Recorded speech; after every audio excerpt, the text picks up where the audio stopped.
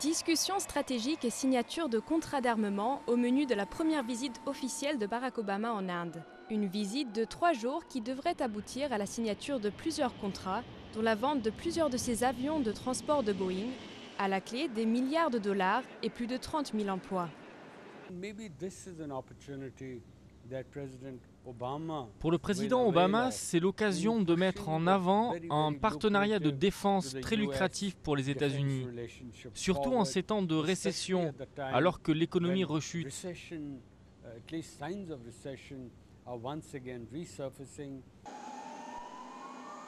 Si l'Inde et les États-Unis se disent prêts à renforcer leur coopération militaire, plusieurs points de discorde subsistent néanmoins.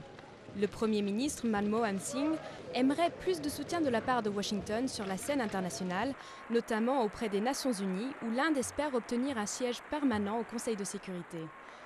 Autres attentes de New Delhi, l'allègement de certaines restrictions concernant les procédures d'obtention de visas ou la vente de technologies militaires.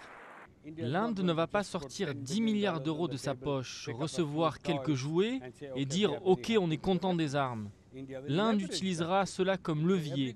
Tous les pays utilisent leur principale force comme levier. La force de l'Inde, c'est d'être le plus gros acheteur d'armes au monde, après la Chine. Les Américains ont également dressé leur propre liste de demandes.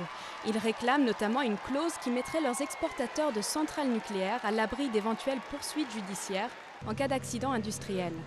Un sujet épineux, mais pas autant que le Pakistan, qui est véritablement le principal objet de discorde entre l'Inde et les États-Unis. Washington considère en effet Islamabad comme un allié dans sa lutte contre le terrorisme, mais l'Inde se sent un peu seule face aux menaces des extrémistes pakistanais.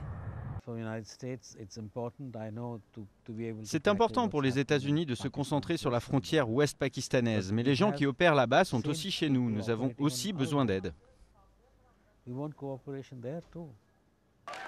Barack Obama est donc attendu au tournant, et pas sûr que sa popularité en Inde suffise à faire de sa visite un succès. Les négociations entre les deux plus grandes démocraties du monde pourraient tourner au dialogue de sourds.